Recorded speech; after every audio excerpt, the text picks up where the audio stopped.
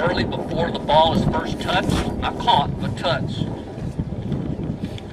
Remember, it's at the time of the appeal is when the out will be called, not when a girl misses a base when running them.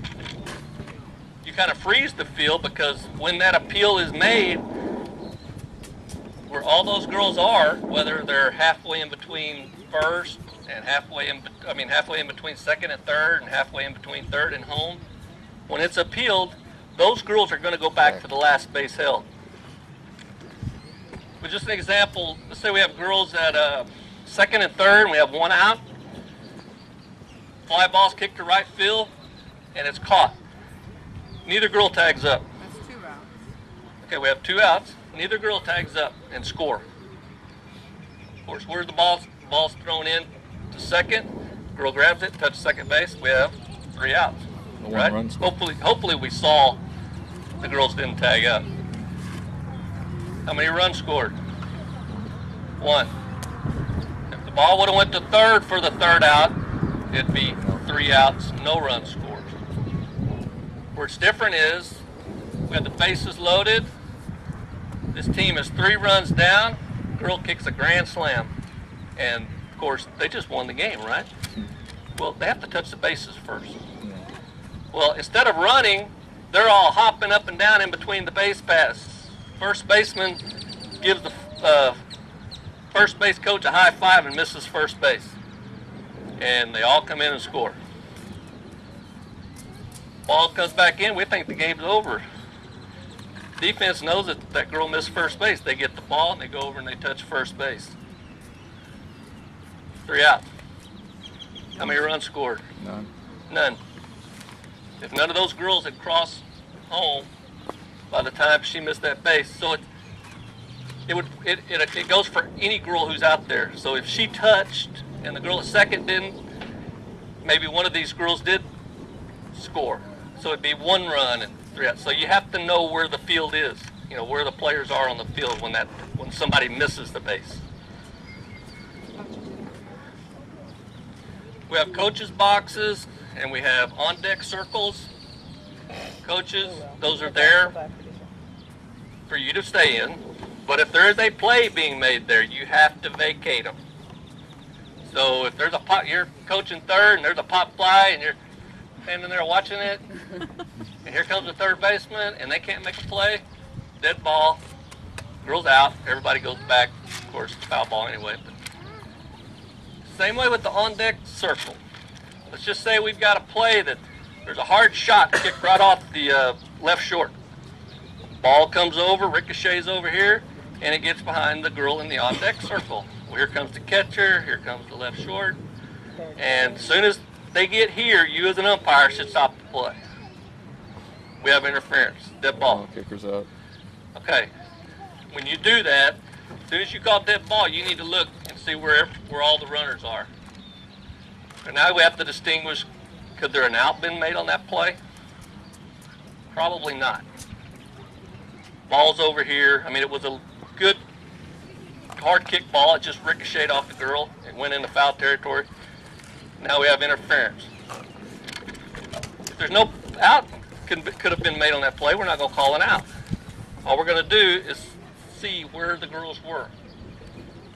So let's say there was a girl at first and we have the kicker. Okay, when it happens, the girl at first had left second and was halfway to third.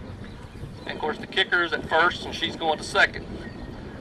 All we're going to do is send that girl, the lead runner, back to second and leave the kicker at first. And we'll move on. Did you always take offensive interference into the out? Not always. In this particular case, it would. Where it may change, let's say we had runners at first and second. And there still an out may not occur, but now we have a force at third where, maybe there could have been a play. Maybe if I was running, there might have been a play at third.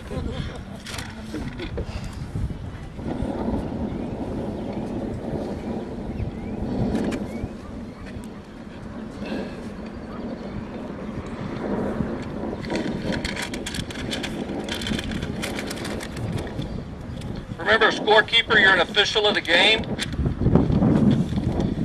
coach, especially coaches, try to have more than one scorekeeper because they can't always be here. Yeah, I mean, they're usually their daughter's playing on the game, playing on your team, but they like to yell in the stands too. You're up here, you're not supposed to yell. You're just like the umpire. You're back. You're an official of the game. They want to sit in the stands and yell for their kids and yell at the umpires just like everybody else. So have more than one,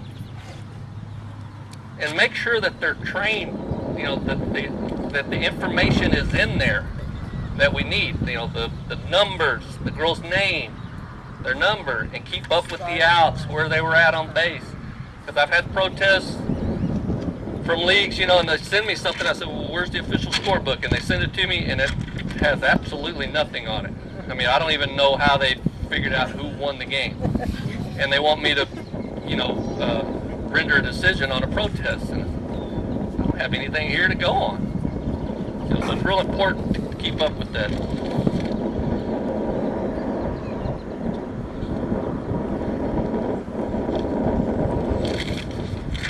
Okay, I think that's about it. Y'all have any questions? Okay, Linda is bringing the test. I have a question. Yes.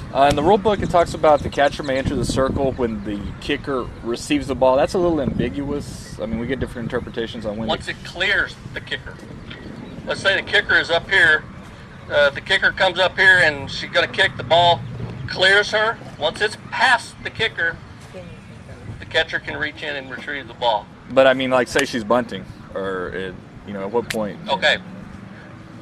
When a kicker is coming up, once they've made contact with the ball, that's receiving it. Now you can enter the circle. Otherwise, you have to stay on the outside of the circle, and you can move up with the kicker. Of course, as long as you're outside or on the circle. And sometimes there's going to be a bang bang here, where it says the catcher has to give the kicker room to run. The kicker runner has to give the catcher, the fielder, room to run. Sometimes, if there's a ball that's bunted and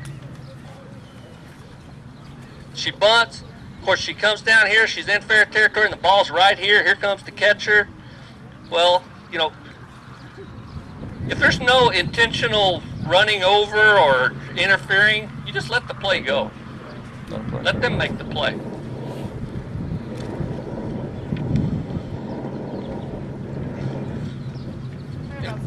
Make sure you get your teams in the habit of putting their first and last name. You say, oh, Mary, but then they go to tournament and they say, this is what we do at our league. So make sure you always put their number and their first and last